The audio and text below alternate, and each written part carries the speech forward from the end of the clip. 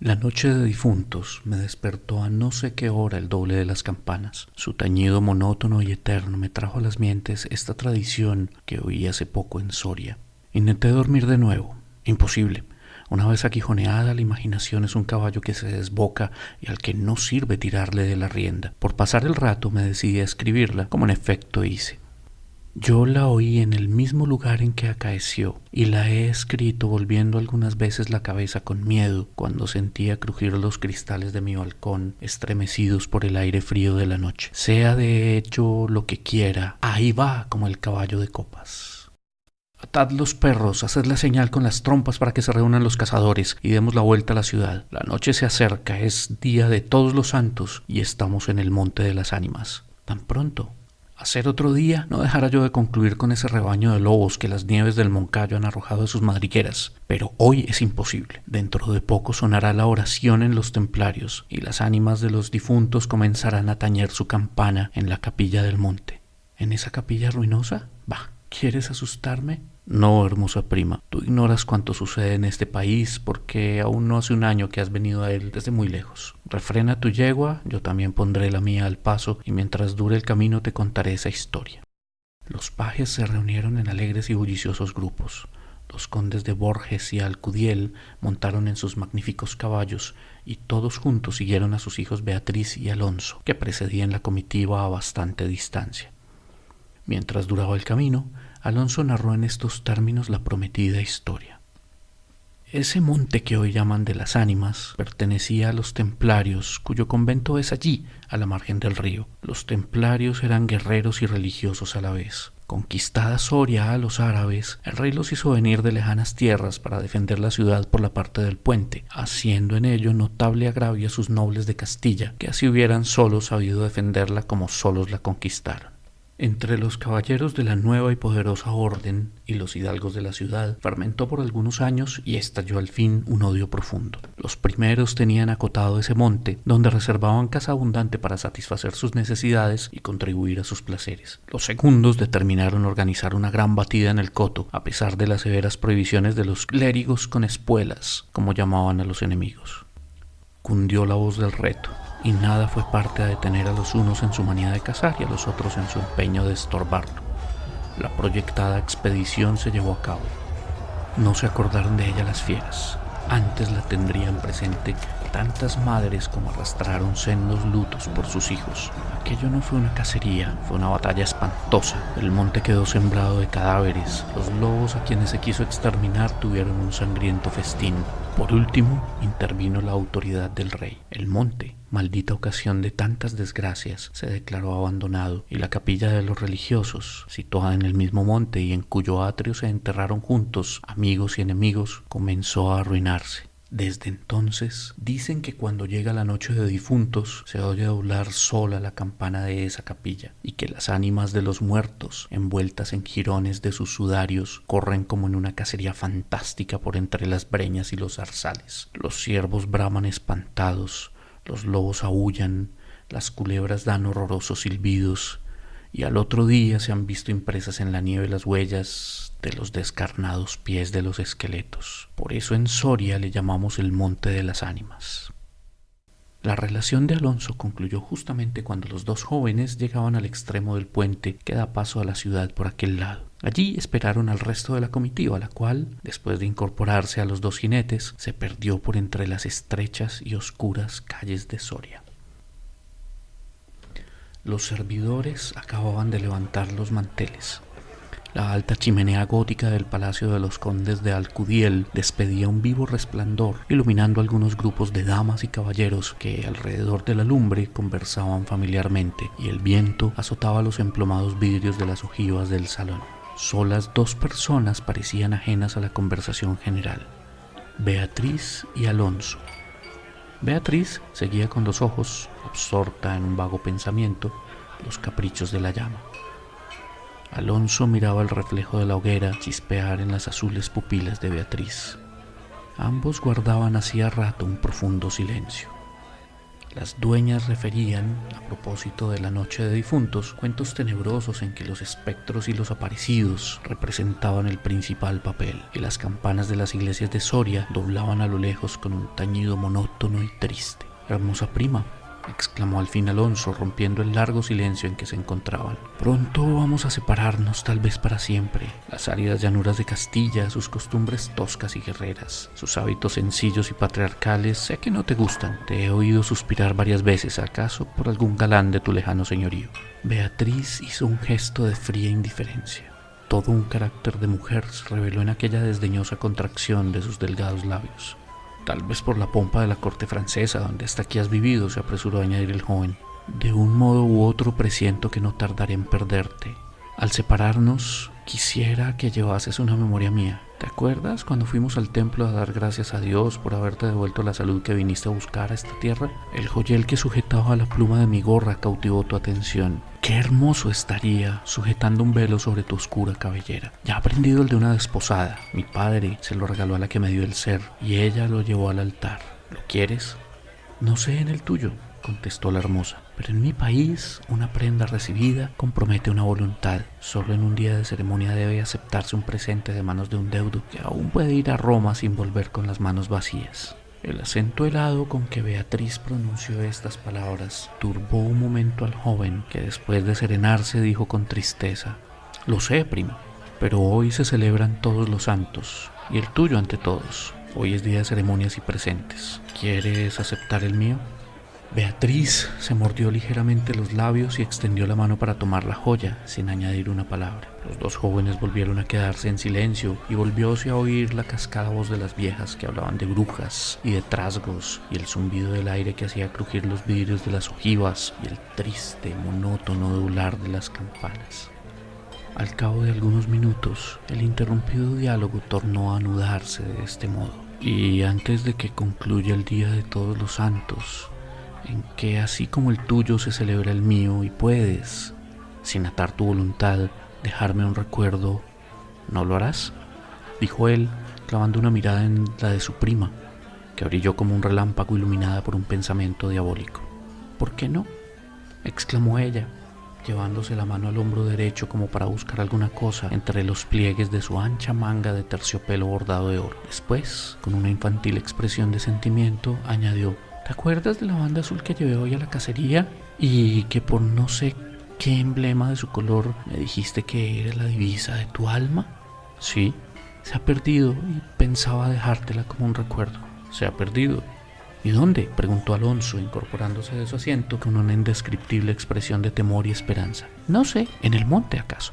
«En el monte de las ánimas», murmuró palideciendo y dejándose caer sobre el sitial. «En el monte de las ánimas», luego prosiguió con voz entrecortada y sorda.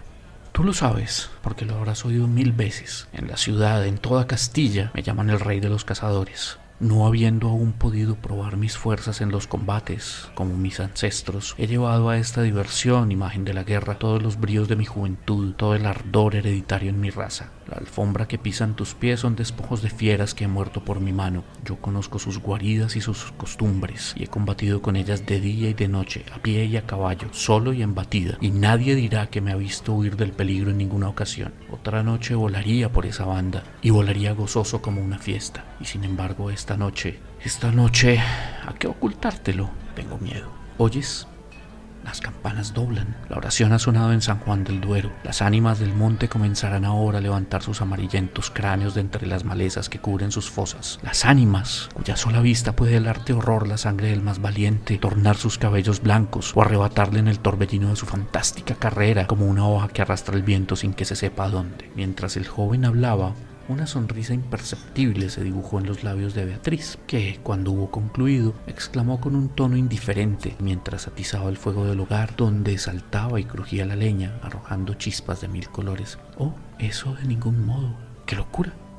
Ir ahora al monte por semejante friolera. Una noche tan oscura, noche de difuntos, y cuajado el camino de lobos.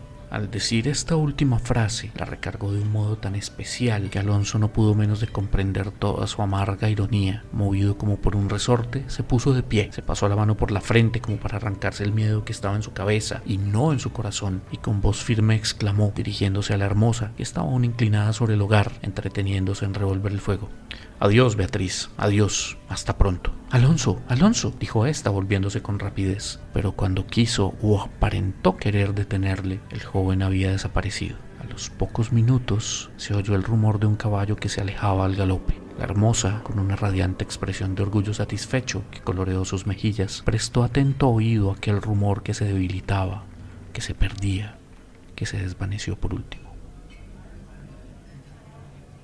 Las viejas, en tanto, continuaban con sus cuentos de ánimas aparecidas. El aire zumbaba en los vidrios del balcón y las campanas de la ciudad doblaban a lo lejos.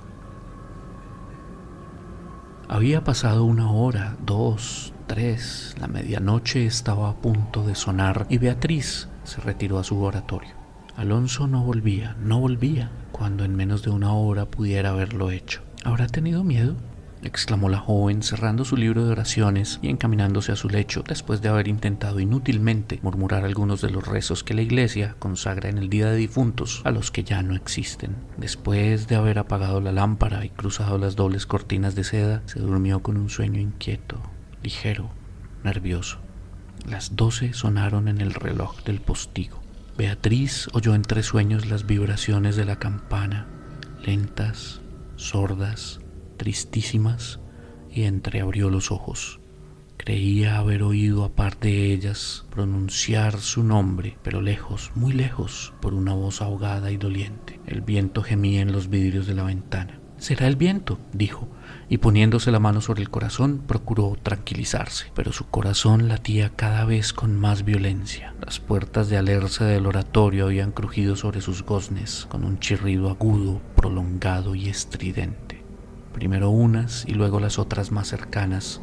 Todas las puertas que daban paso a su habitación iban sonando por su orden, estas con un ruido sordo y grave, aquellas con un lamento largo y crispador. Después silencio, un silencio lleno de rumores extraños, el silencio de la medianoche, con un murmullo monótono de agua distante, lejanos ladridos de perros, voces confusas, palabras ininteligibles, ecos de pasos que van y vienen, crujir de ropas que se arrastran, suspiros que se ahogan, respiraciones fatigosas que casi se sienten, estremecimientos involuntarios que anuncian la presencia de algo que no se ve, cuya aproximación se nota, no obstante, en la oscuridad. Beatriz, inmóvil, temblorosa, adelantó la cabeza fuera de las cortinillas y escuchó un momento. Oía 1000 ruidos diversos. Se pasaba la mano por la frente, tornaba a escuchar. Nada. Silencio. Veía con esa fosforescencia de la pupila en las crisis nerviosas como bultos que se movían en todas direcciones, y cuando dilatándolas las fijaba en un punto, nada. Oscuridad, las sombras impenetrables. «Bah», exclamó, volviendo a recostar su hermosa cabeza sobre la almohada de raso azul del lecho. «¿Soy yo tan miedosa como esas pobres gentes, cuyo corazón palpita de terror bajo una armadura al oír una conseja de aparecidos?» Y cerrando los ojos intentó dormir, pero en vano había hecho un esfuerzo sobre sí misma.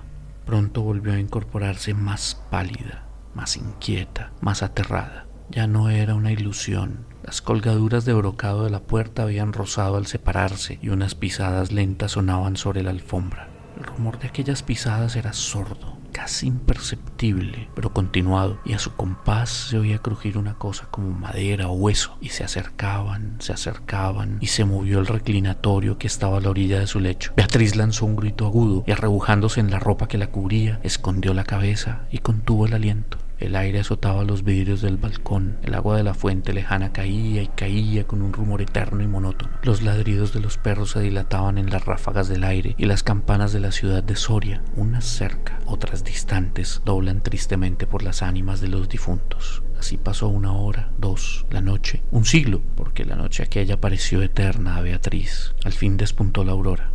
Vuelta de su temor, entreabrió los ojos a los primeros rayos de la luz.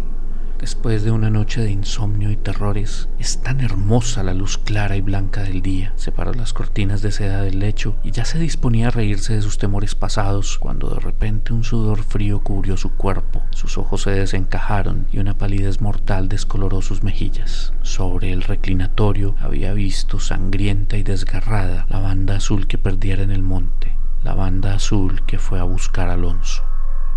Cuando sus servidores llegaron despavoridos a noticiarle la muerte del primogénito de Alcudiel, que a la mañana había aparecido devorado por los lobos entre las malezas del Monte de las Ánimas, la encontraron inmóvil, crispada, asida con ambas manos a una de las columnas de ébano del lecho, desencajados los ojos, entreabierta la boca, blancos los labios, rígidos los miembros, muerta, muerta de horror. Dicen que después de acaecido este suceso, un cazador extraviado que pasó la noche de difuntos sin poder salir del Monte de las Ánimas y que al otro día, antes de morir, pudo contar lo que viera, refirió cosas horribles. Entre otras, asegura que vio a los esqueletos de los antiguos templarios y de los nobles de Soria enterrados en el atrio de la capilla, levantarse al punto de la oración con un estrépito horrible y caballeros sobre osamentas de corceles perseguir como una fiera a una mujer hermosa, pálida y desmelenada, que con los pies desnudos y sangrientos y arrojando gritos de horror daba vueltas alrededor de la tumba de Alonso. Hemos escuchado la leyenda El Monte de las Ánimas de Gustavo Adolfo Bécquer. Espero que la hayan disfrutado. Si es así, recuerden dar me gusta en el video. También pueden suscribirse al canal y activar el icono de notificaciones que parece una campanita para estar al tanto de los nuevos videos. Esto fue Horror Ipsum. Felices sueños.